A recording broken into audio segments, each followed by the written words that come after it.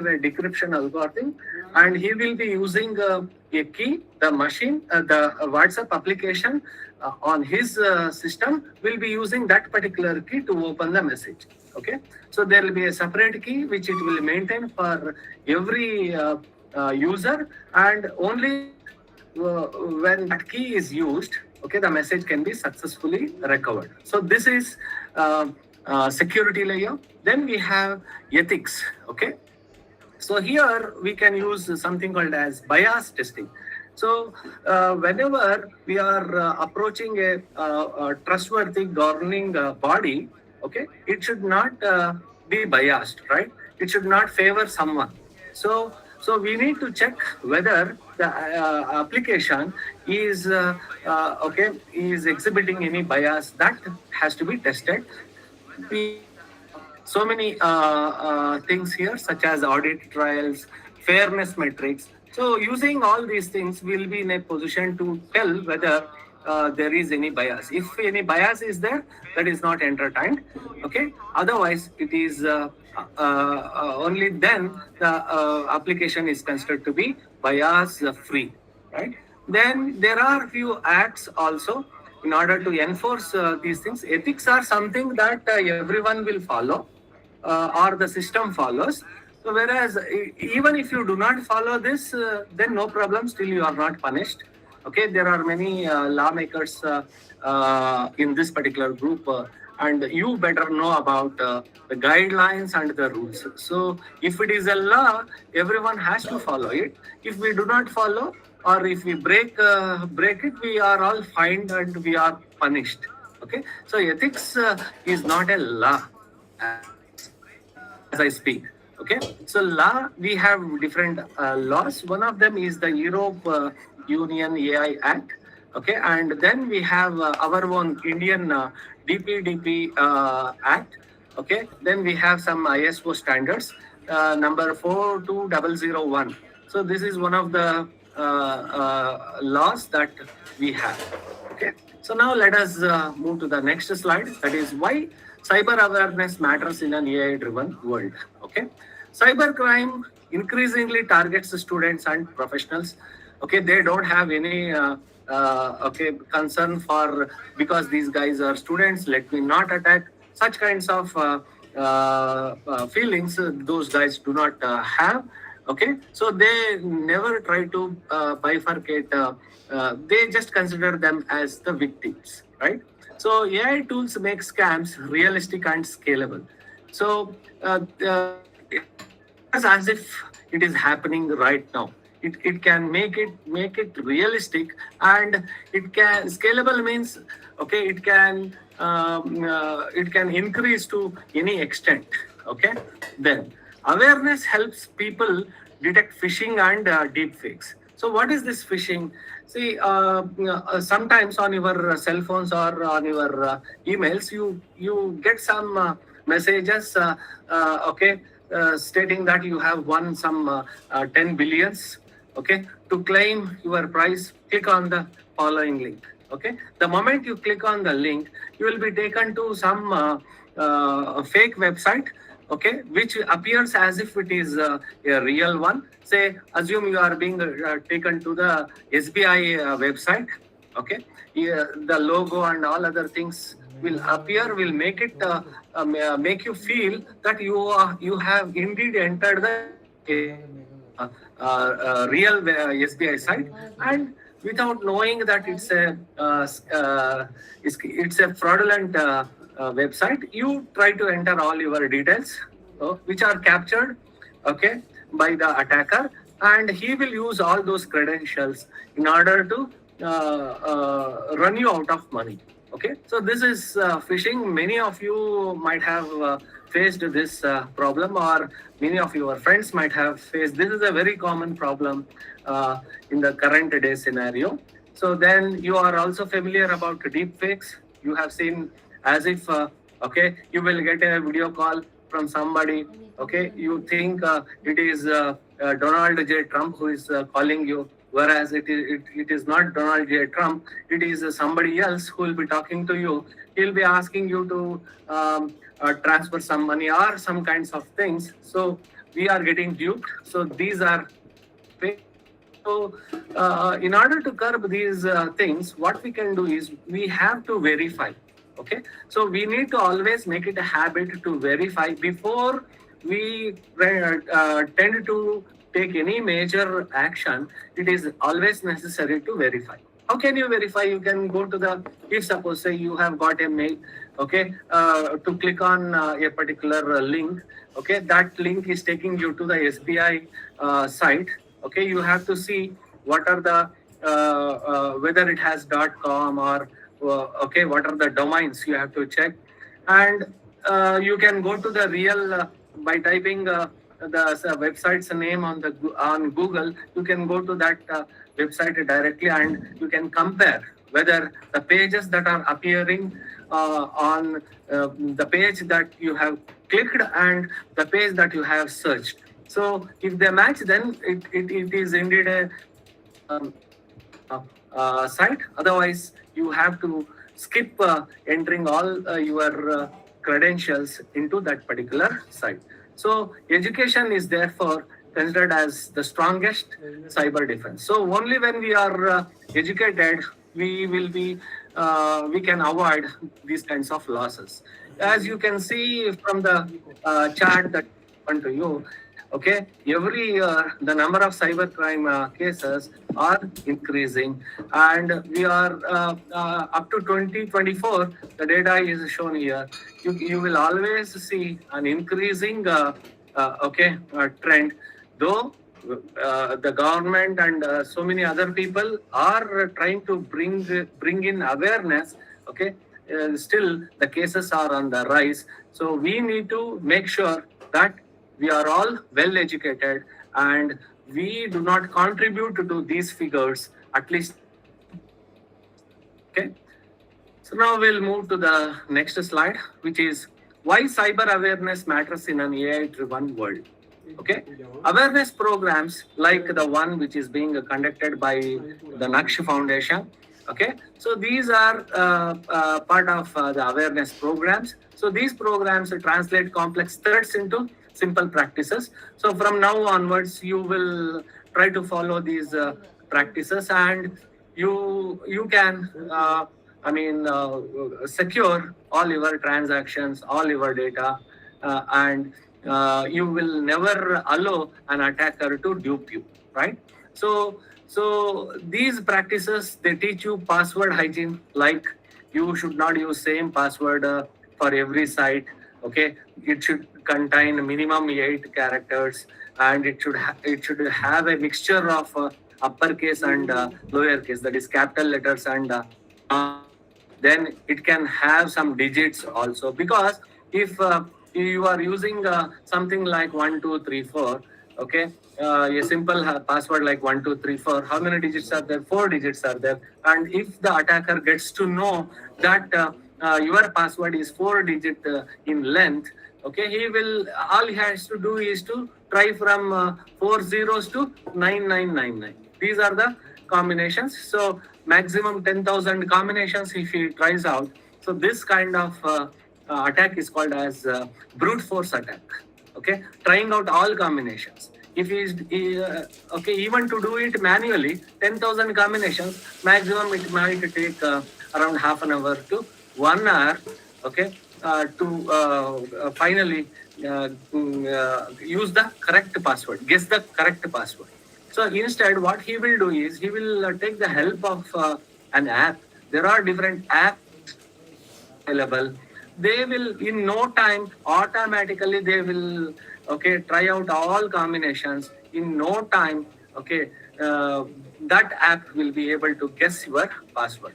So you need to have maintain hygiene, okay, while choosing the password. Okay, data privacy. You're not supposed to share your OTPs. Okay, then you're not supposed to share your ATM card pins, credit card details. So all these things must be kept private.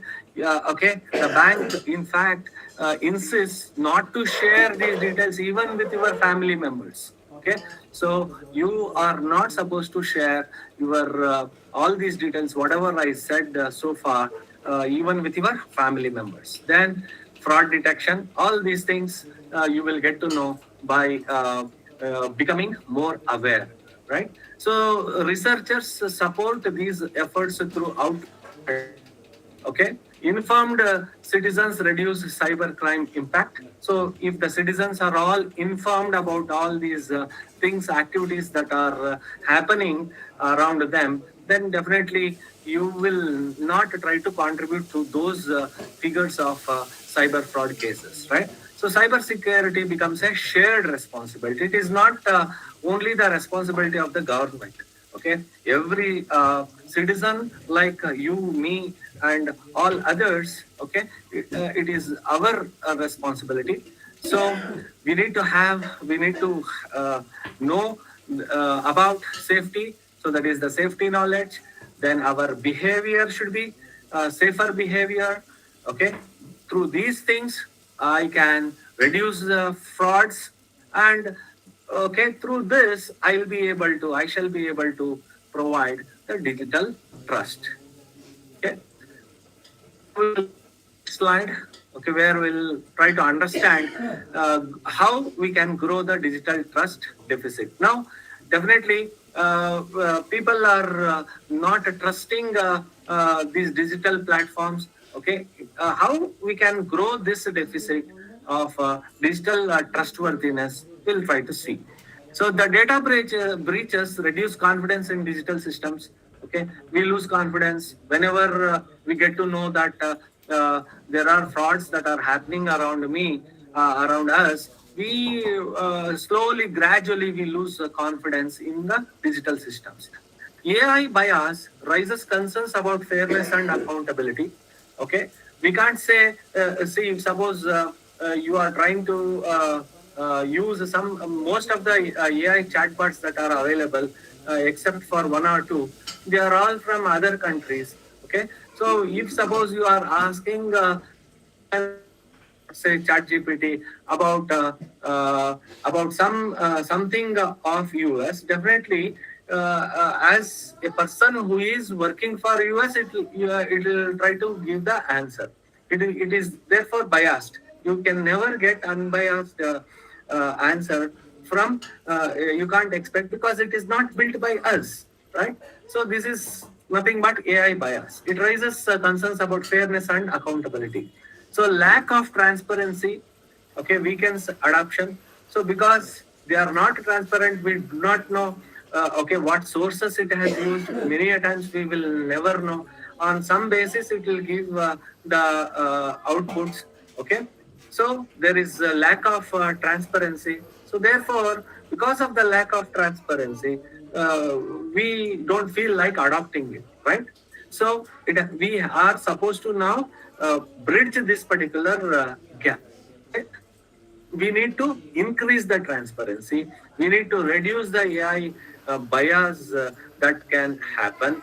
Okay, through all these practices, we can increase the digital trustworthiness.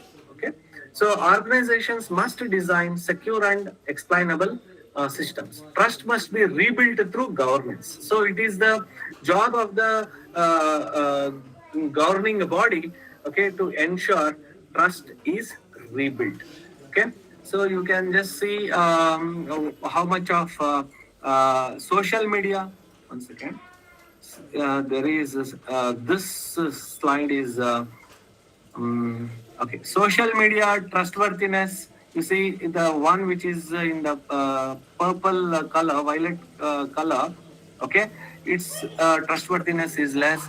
So only one of the things I'm unable to see this. This anyhow. Naksh Foundation. Those people will be sharing all these slides with you later after the session is over.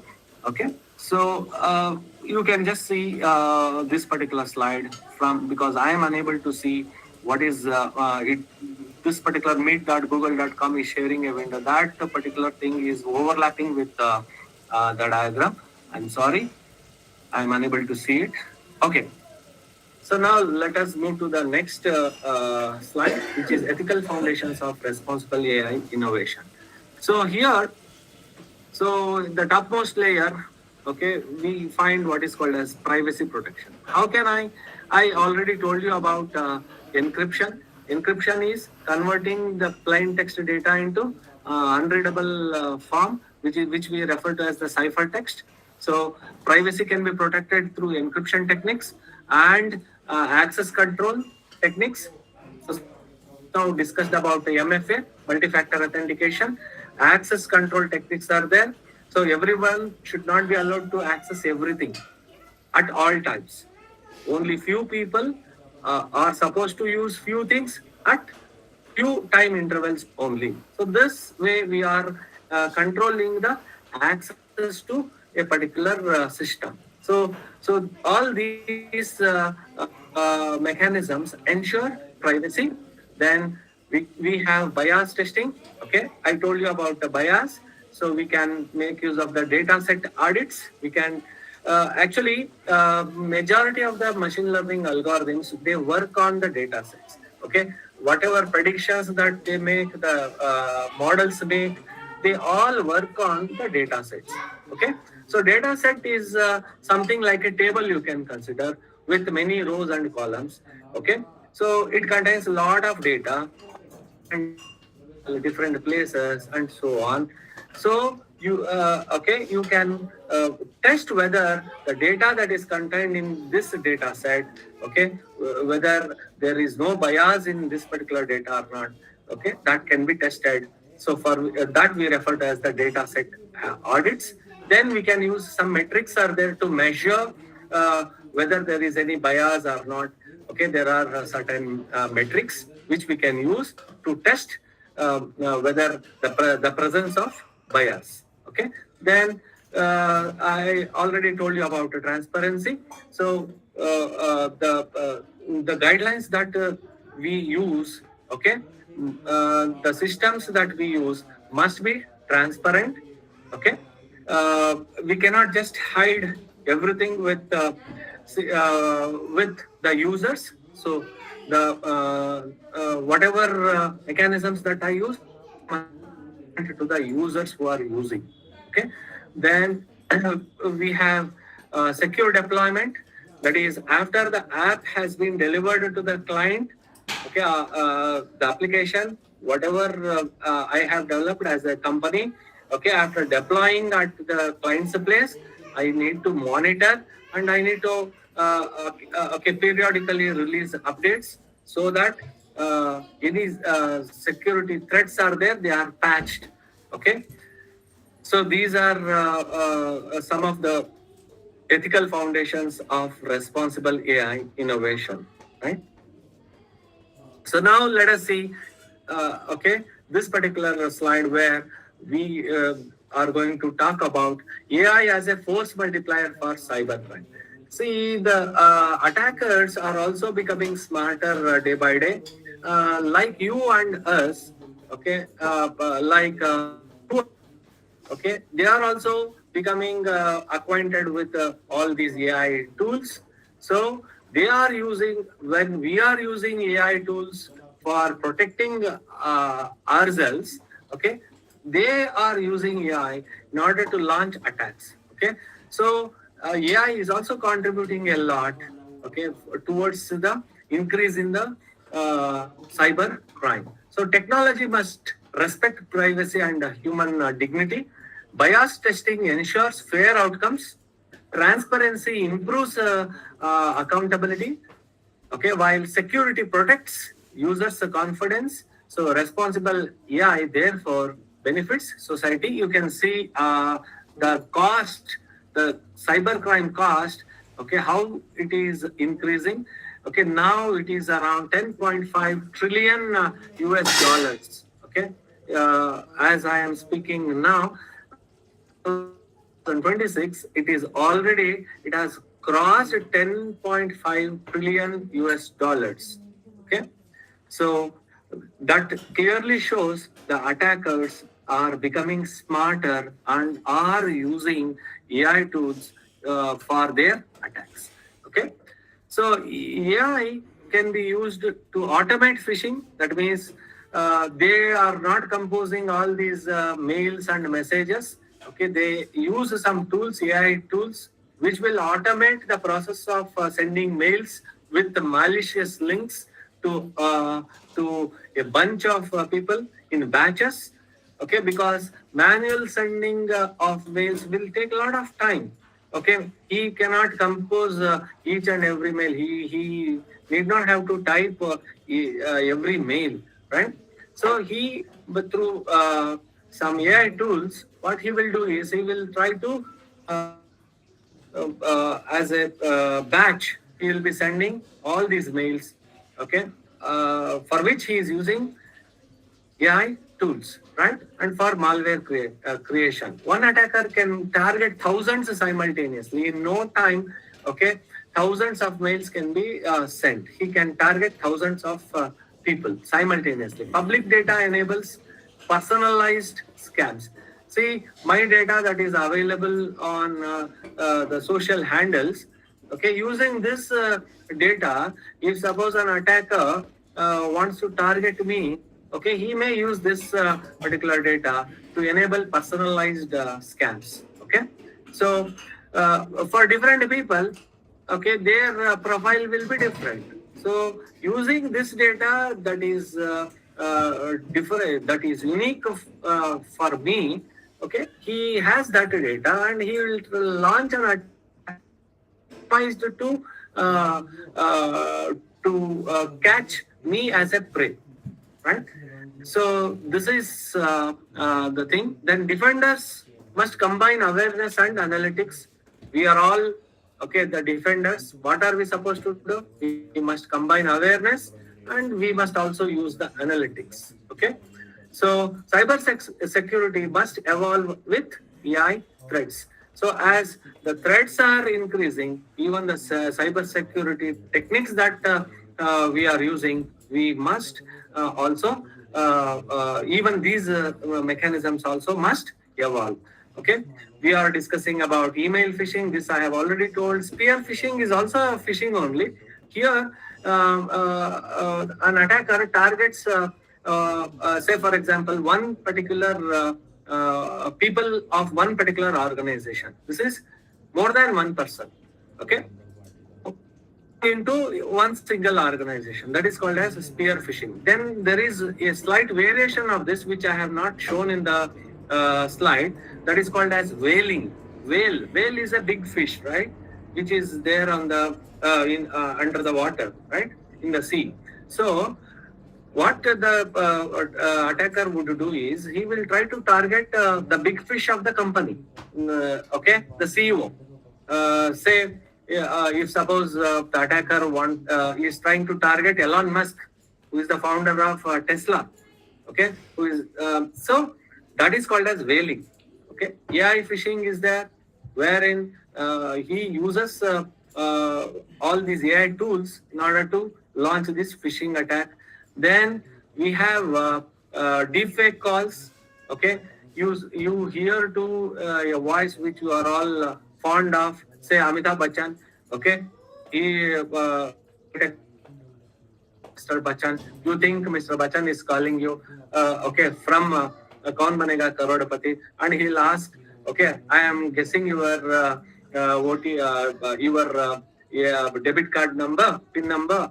Okay, you please tell those digits, something like that. He will tell, thinking that you have got a call from Amitabh Bachchan. You will try to reveal, and okay, even Mr. Bachchan will not be aware of okay, this particular attack, and okay, you will lose money. So this is a deepfake call. So voice and video cloning. Okay, voice is cloned, videos are also cloned. Okay, then video calls are no longer proof of identity.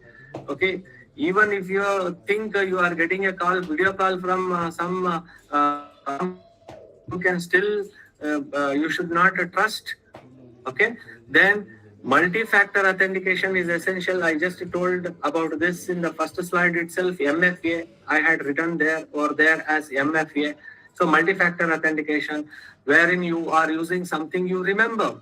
and also you are using something you possess, okay, and something you have, okay, that is say your biometric, your fingerprint, okay, even that you are using. You don't have to remember anything, or you don't have to possess anything. Wherever you go, your hands are coming with you, and your biometric is available with you. So these are different layers of authentication, okay. So verification policies, whatever policies that are there at a place, they will prevent losses.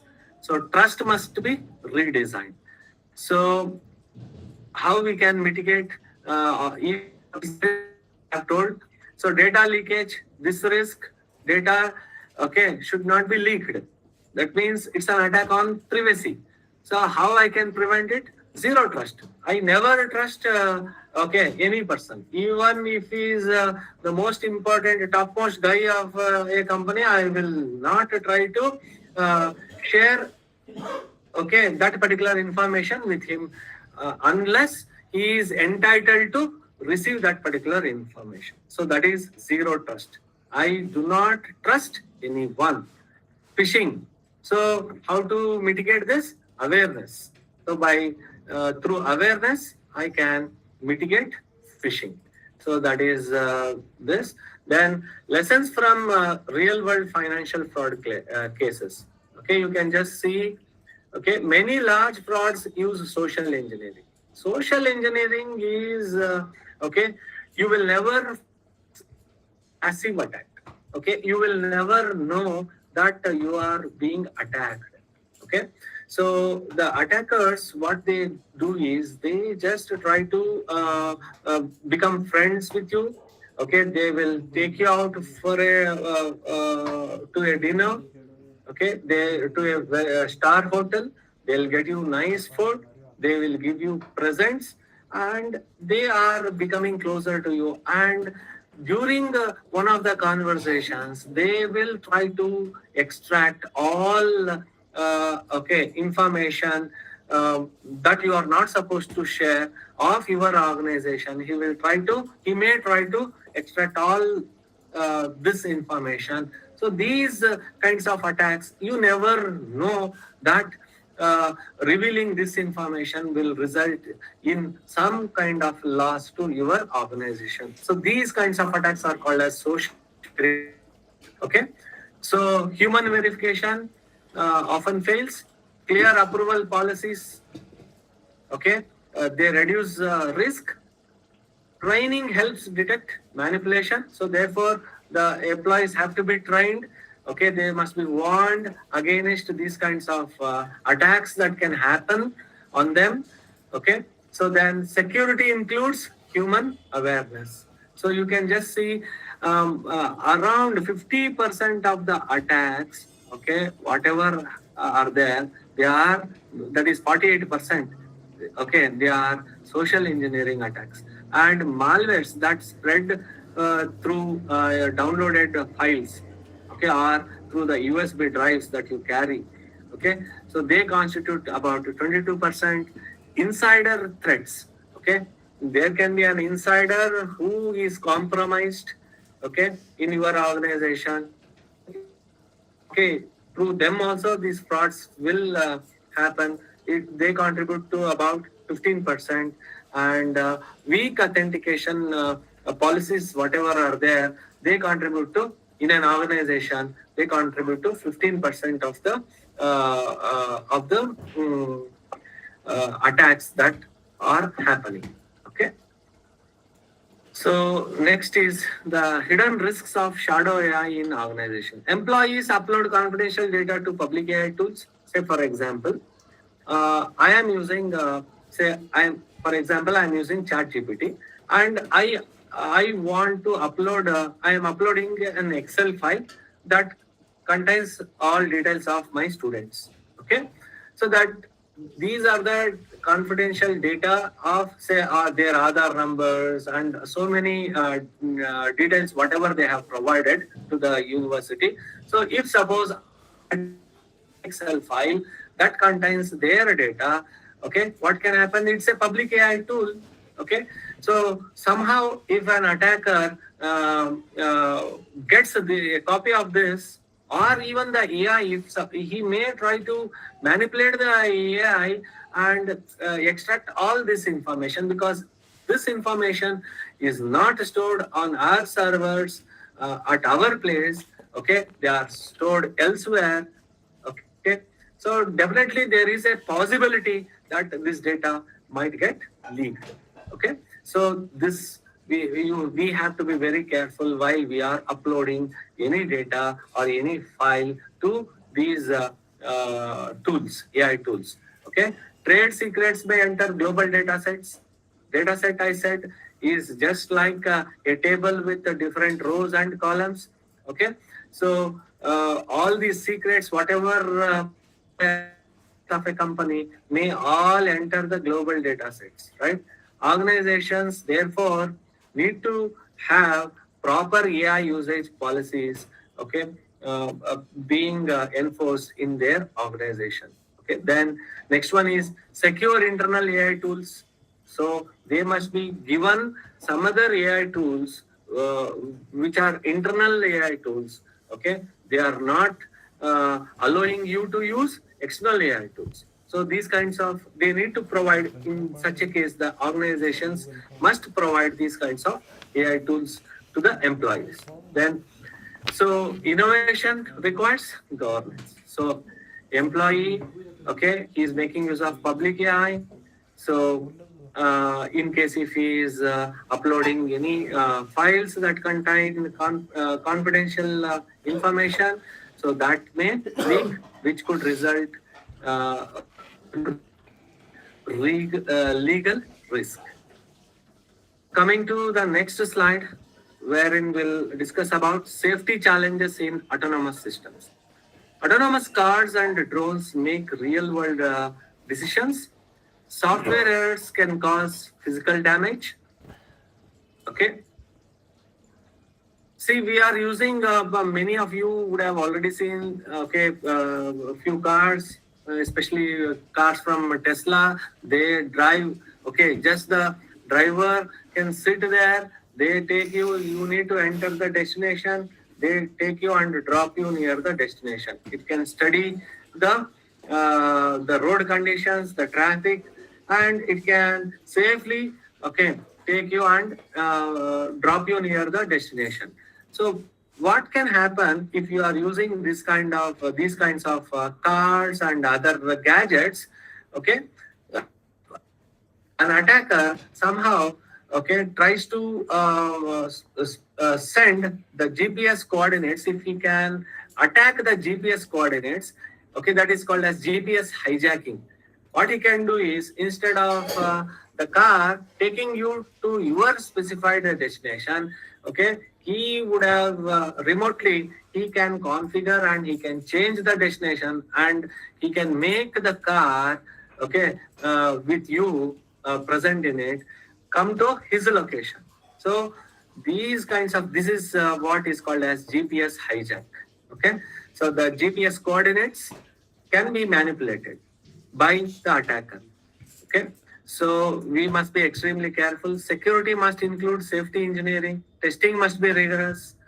Human oversight remains essential. So, okay, after all, these are all built by humans. Okay, a majority of the times, okay, our oversight definitely may become very crucial. So we need to be extremely careful. So now let us understand cyber physical attack pathways. So hackers may target sensors and controllers. See, for this particular slide, I want to tell you about one attack which is called as the Stuxnet attack. Okay, as you all aware now, okay, there is a ongoing war between U.S., Israel, and Iran. Okay, so these Irani people, they were trying to, about 1 decade or 1.5 decades ago, they were trying to build nuclear energy. Okay, and somehow these Israel people, okay, as you want Iran people to progress in their nuclear program. So what they did was, actually they were having that nuclear setup underground. Okay, the Iranian people, they were carrying out all these operations underground, thinking that because that place is isolated from the external world, okay, they cannot be fooled or they cannot be deceived. That was their thought. So they were carrying out all these activities underground, and okay, these Iranian people somehow they managed to send a malicious file through a USB drive. Okay, though that place was safe, okay, the malicious program entered through the USB drive, and they were not aware. Okay, it was just waiting for a particular. It was simply going from one system to another system, and it was waiting for the file to reach one particular server. The moment it reached that server, okay, it started sending all that information, whatever information, crucial information, to the Israeli people. And what it did was, it started operating those motors at high speeds, okay, that too in the night when everybody are sleeping. Automatically it used to trigger those motors and made those motors to run at high speeds. And after running for about a few minutes, okay, all of a sudden, okay, they used to, I mean, those motors used to come to a halt. So that caused the motors to fail. So they people, they could not understand why the motors are failing. Okay, because they never knew that it was an attack from the Israeli people. They never knew. So they tried to replace those motors with new motors, and after a few days, again those motors started failing. And then okay, this happened for more than 1.5 years of time. Still they could not figure out what was the problem. So finally, before okay, before they realized that it is because of one of the malicious programs which has entered their server, okay, they are facing all this problem. And that okay, because of that failure, they could not progress in their nuclear program at all. That took them decades behind Israel and all other countries. Okay, so I am talking about what is called as, so they are trying to, through network breach, okay, they targeted the controller. Okay, then what they sent was again one more thing I forgot to mention. When this was happening, when the motors were running at high speeds for some time and they were suddenly halting, okay, all the people who are sitting in front of the monitors, they used to get normal screens. Okay, they had recorded okay, they had recorded normal screen windows, and these normal screen windows were being projected, were being sent to the people who are monitoring. So they were all under the impression that everything is normal. So that is called as sensor spoof. Okay, and through all this, okay, damage was. Hackers may target sensors and controllers. Network breaches can cause physical harm. See, a network breach, a malicious program that entered the network, how it caused the physical harm. Okay, through that Stuxnet example, I hope I have conveyed this particular information to you. So next is adversarial machine learning. Okay, small input changes full AI models. If suppose I am making very minor changes, okay, so AI models may not try to understand. So you can see here, see noise level when it is very small. Okay, you can see noise is blue colored, and accuracy is this red colored. So if suppose the attacker is trying to introduce some noise here, can affect, by introducing noise, he can affect the accuracy. See, if suppose the noise level is very small, okay, still you can see the second line, it is around 80%. Okay, accuracy is still 80% when the noise level is small. Okay, when the noise level has increased slightly, okay, still the accuracy is around 60%. Unless the noise level has crossed 20, you can see there is a drastic drop in the accuracy in the last topmost line. You can see this red line, it is somewhere near 30%. Okay, so what attackers can do is they can try to inject noise into the data set that is already being used by the AI model. Okay, inject these kinds of noises into the data sets, they can directly affect the they can fool the AI and affect the accuracy. So vision systems may misclassify objects. Say something, say such as, say for example, the CCTV cameras. Okay, CCTV cameras which are monitoring the traffic violations. Okay, by trying to infuse a sort of a noise, okay, though there is a violation, he can make the AI system, okay, to believe that there is no violation. So these are the things, okay, that you have to be very careful about. You have to consider all these aspects when you are using adversarial machine learning. Okay, these are all called as adversarial machine learning.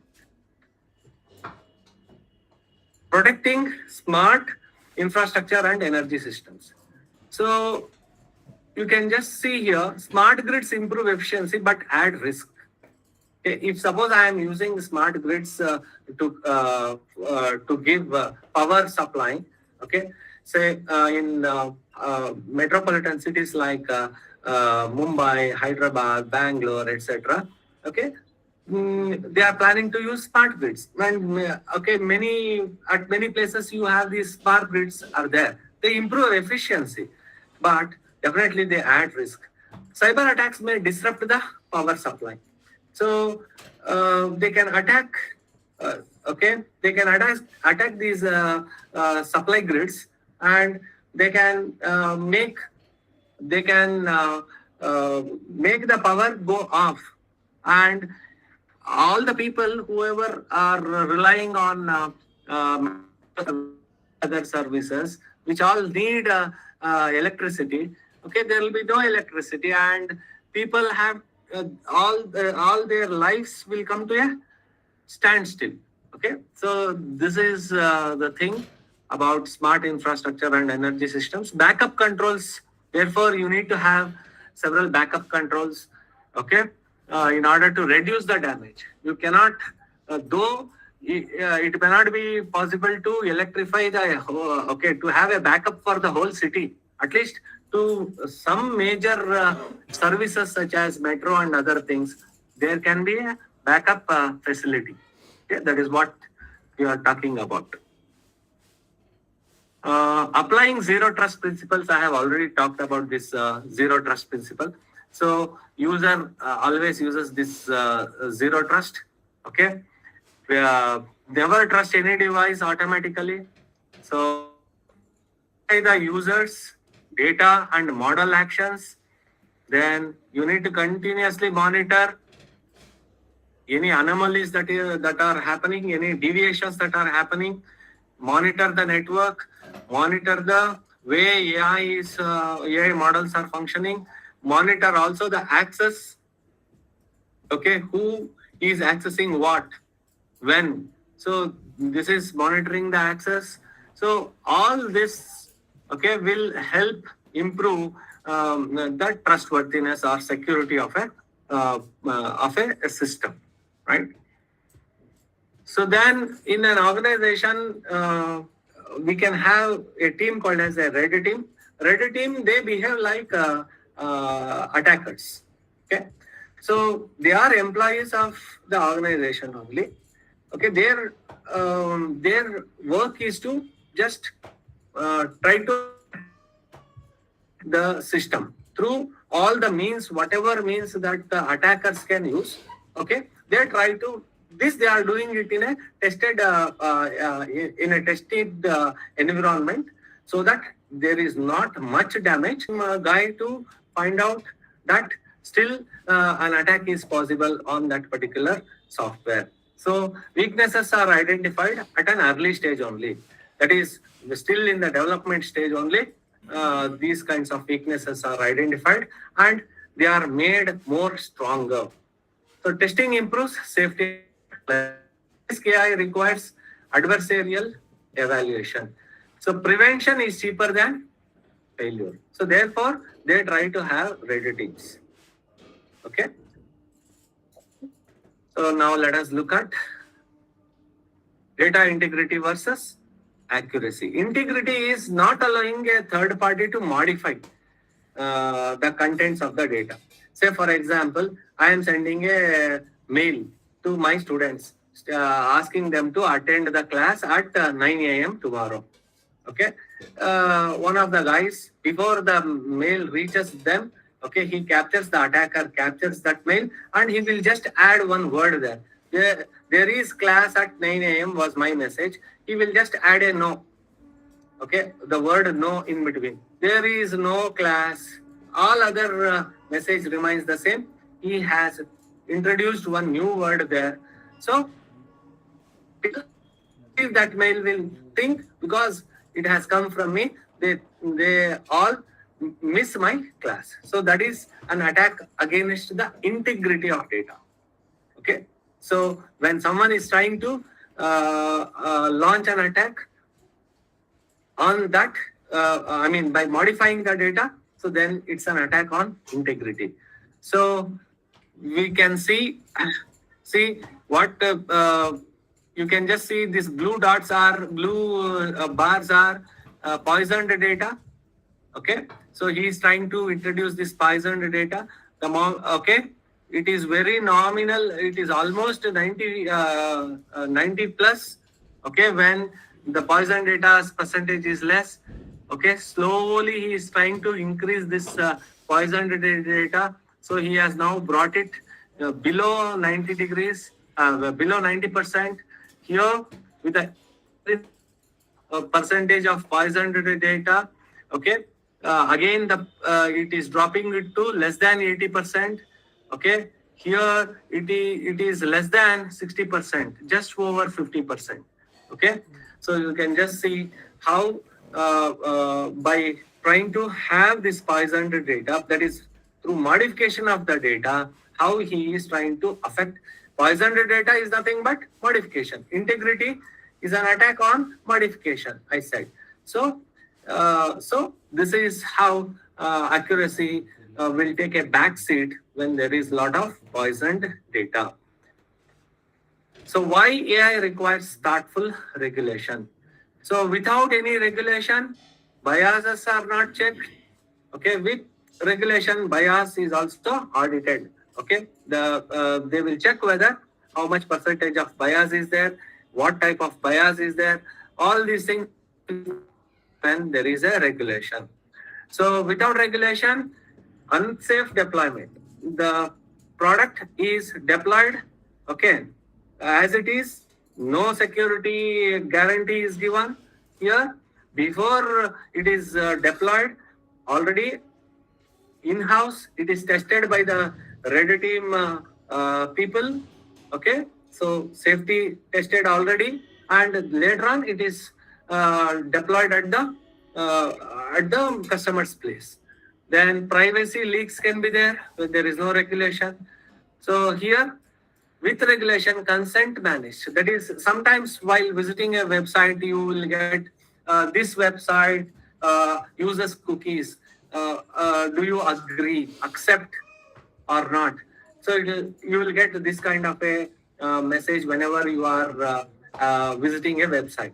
So what you are doing, you are now authorizing the website to use cookies. Okay, so these are consent managed. You can say that because there is a regulation that that is restricting the website to take your consent before creating any kind of cookie data. Okay, so all this you can see. So then next is why AI requires thoughtful regulation. Not all AI systems carry equal risk. Okay, the amount of risk that an AI system carries differs from one system to another system. See, there is something called as a social scoring, wherein an AI tool may try to. It is all through biasing only. It may use some past history of different of a section of people, okay, and it may consider them as criminals. It may try to label them as criminals. So that is highly unacceptable. Social scoring, classification of data by an AI tool, okay, as based on race or past data, this we refer to as social scoring. This is highly unacceptable. Medical AI is okay. So the AI that handles medical data of patients, okay. So it is very high risk thing. Okay, then the chatbots, whatever we use in order to say, such as Alexa and other things. So these pose limited risk. Okay, least risk is the spam filters, which are automatically there. Mail applications that we use. Gmail, automatically it filters all this kind of spam data and it will send it to the spam folder, right? So these are spam filters. These are low risk. Okay, the risk is higher when we move upwards, right? So explainable AI and right to transparency. Users, I think I have taken a lot of time. There are still so many slides that I had. I am unable to cover all of this material with you. Let us see. Can I continue, madam? We can continue, sir. For how long? There is. For how long can I? Like, if the participants are invested in the topic, we could conclude. We can have time and discuss. 10 minutes. I'll tell about one or two things. See, let us focus on DPDP Act. Okay, Indian government. It came out with this act in the year 2023. Okay, actually it stands for Digital Personal Data Protection Act, DPDP, Digital Personal Data Protection. So, right of the data principle, the owner. Okay, what are the rights? Access data. So meaning, see what personal data a company holds about you. I have authority to see, say my other data is there with them. Okay, so I have the right to see what data is being stored by them. Okay, then correct data in case if any correction has to be done, I have all rights to fix the incorrect data. Deletion of my personal data in case if I no longer wish to have my data, okay, to be present, I can get it erased, withdraw consent, stop a company from processing my data further. Okay, so that is there. Then grievance redressal, file a complaint with the company or data protection board. So all these provisions have been provided in this particular act of the Indian government. So then the European Union also has, we discussed some of them. Okay, see their aspect, their act, okay, is on the risk, okay, of AI, whereas we are concerned about data privacy. So their perspective is different and our perspective is different. So the style is very strict here, and here it is changing aspects. Okay, this can also change. This is adaptive. Here, goal rights protection is the goal of EU Act, while our DPDP Act is digital growth. That's the goal. Keeping digital growth in mind, this has been proposed. DPDP Act has been proposed.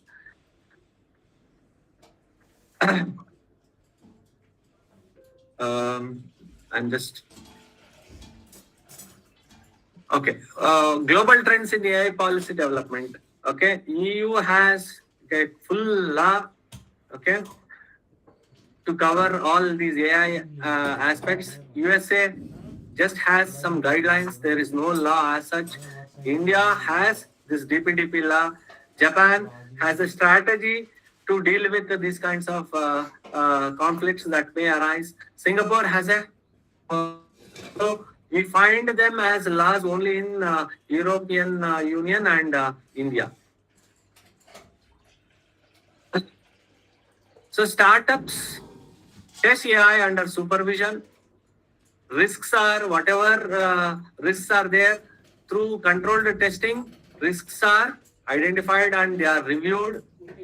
Okay, then after the changes are done, finally it is approved and later on it is deployed at the client's place. So these are the sandboxes for safe innovation. So you cannot directly deploy. Okay, startup cannot build without a testing, risk review and approval. Okay, it cannot be directly deployed. We have these intermediate phases which the app should pass through. So we can also have AI to monitor AI. Okay, we can't do all these things we cannot monitor manually. So we can deploy an AI to monitor AI. Okay, so we can use special systems to audit the AI behavior. So drift and bias are detected. If any drift is there or any bias is there, they are detected early.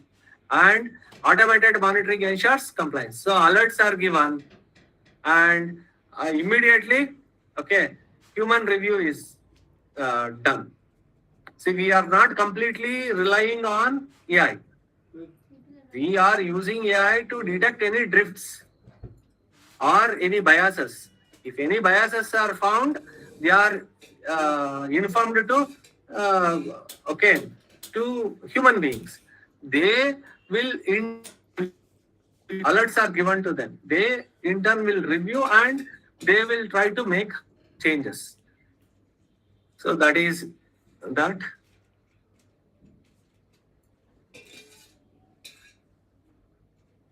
So models can change over time. Continuous auditing has to be any drifts, if at all any are there, continuous auditing should be done. Alerts, are given so as to prevent any failures. So regulatory technology tools automate checks. So these checks are done automatically. Compliance becomes continuous. If any things are reported, they are fixed immediately. So this is a continuous cycle. And all these steps are automated.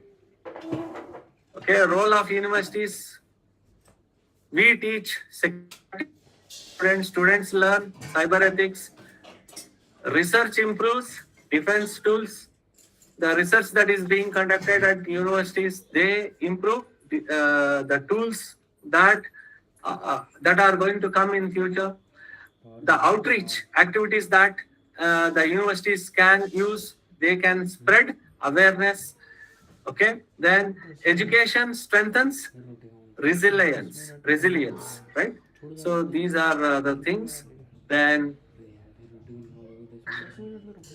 industry's responsibility in secure AI deployment. So companies must secure products privacy by design protects, only by design protects users. Okay.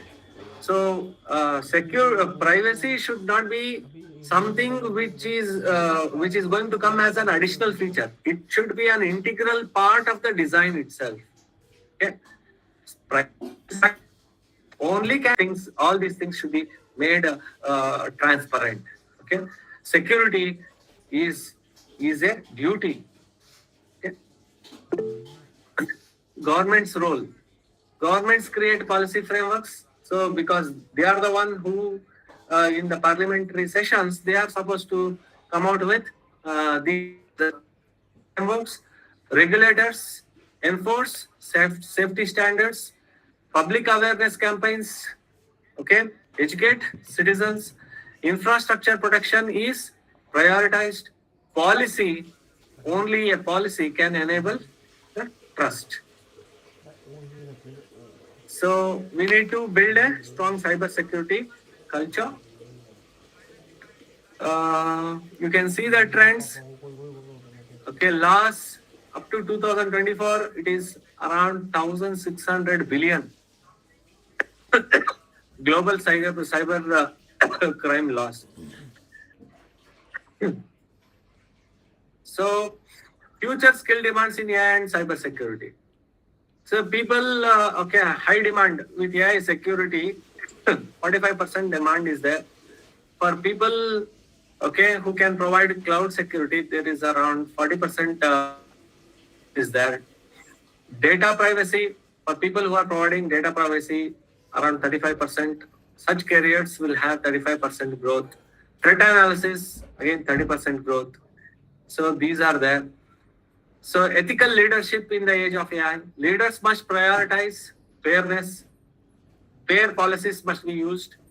Transparency improves credibility. Okay, you should not do something in the background. Okay, whatever I am doing, okay, my policies should be transparent to all my citizens. So that should be the approach of a leader. So responsible decisions build trust. Ethical leadership inspires teams. Integrity guides innovation. So during an incident, okay, what should be done? So this we refer to as incident response. Okay, detect, report, detect any anomaly or any deviation. So what you are supposed to do? You are supposed to report, and you are required to contain. You should not allow that to spread. Okay, that should be contained.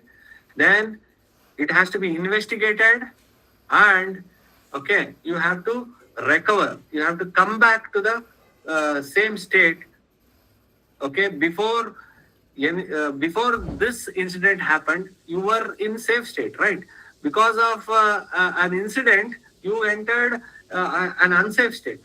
After recovery phase, okay, you are going back to the same state, okay, that is the safe state. So this is how you have to respond during an incident. So those are the principles that you need to use. So you need to use strong passwords, multi-factor authentication. You have to be verified, okay, whether it is genuine or not, whether it is indeed from a genuine person or not. You need to keep updating the software. You should not postpone because it has to restart and it will take time. You should not postpone updating the software. Whenever you are asked by your operating system to update, okay, you must update your software. So backup data, this data you should not store on the same device where you are using it, right? You have to have, okay, you can have different kinds of backups. Backup devices are there. You can use them there.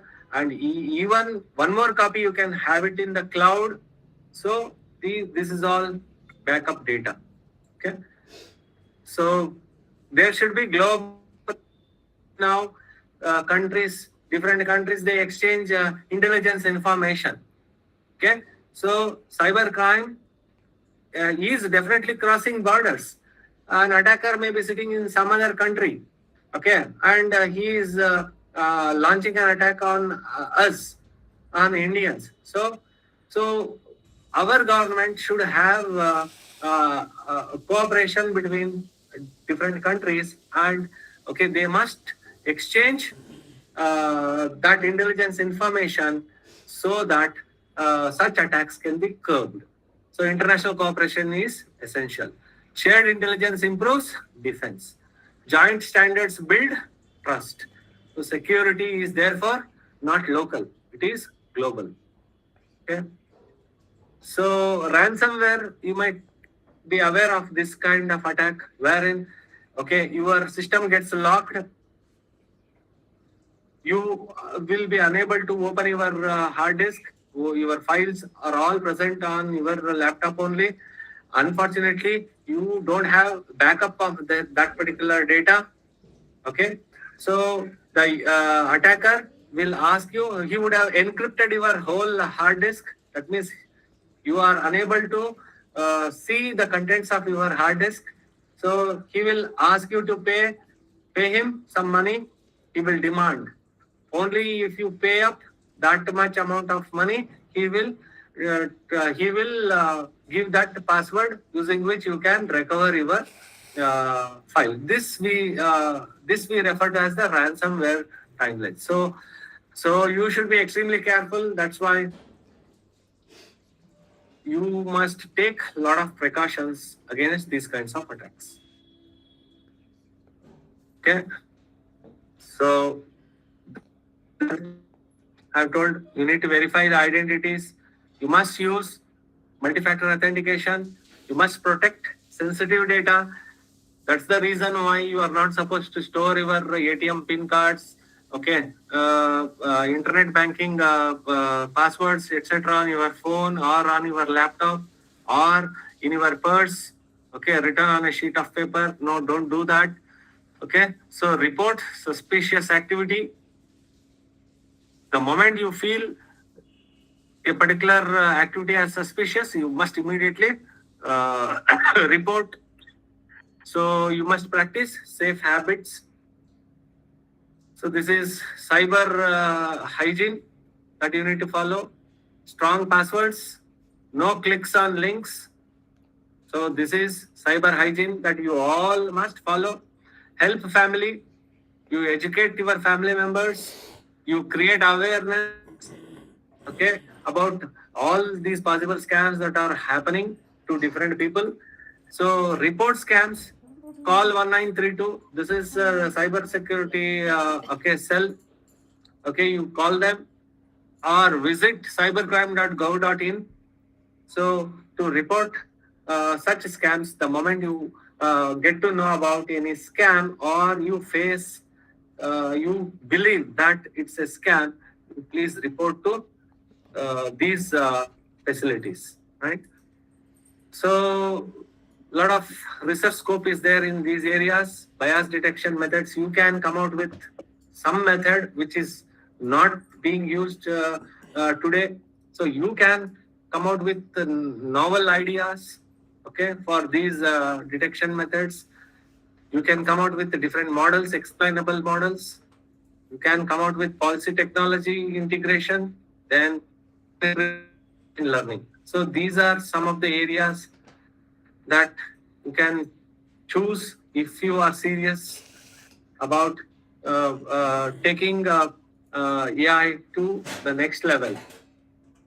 So then, if you want to choose this as a career pathway, then you have security analyst roles.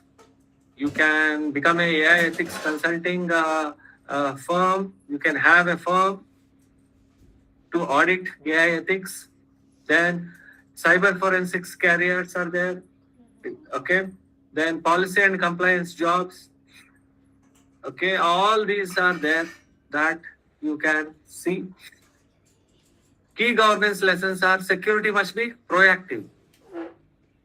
Transparency builds trust. Ethics guides innovation. Awareness reduces crime. So that we need to bring in this awareness amongst the citizens, amongst the maximum people. Collaboration is therefore essential. These are the lessons that we learned. Leading with responsibility in AI innovation. Technology shapes society. Engineers hold the responsibility. Governance protects citizens. Each and every aspect contributes. So every one of us are responsible. I can't say it is the job of an engineer. It is the job of a cyber security researcher. Let him take care of all that. Okay, it is job of the prime minister. Let him enforce all those policies. I need not have to worry. Okay, that should not be our approach. So it is everybody's responsibility.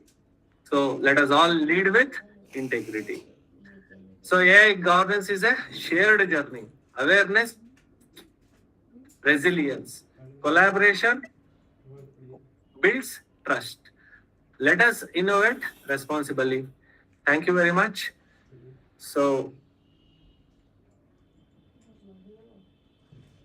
I end my session here. I am available on LinkedIn. You may scan this and follow me. And I have 2 newsletters on LinkedIn. One on cyber security, which is called the Cyber Defender. Okay, this is a newsletter on LinkedIn. Again, one more LinkedIn newsletter is there called as Teaching Beyond the Textbook. So you may, if you're interested, you may follow. You may follow or subscribe to those newsletters.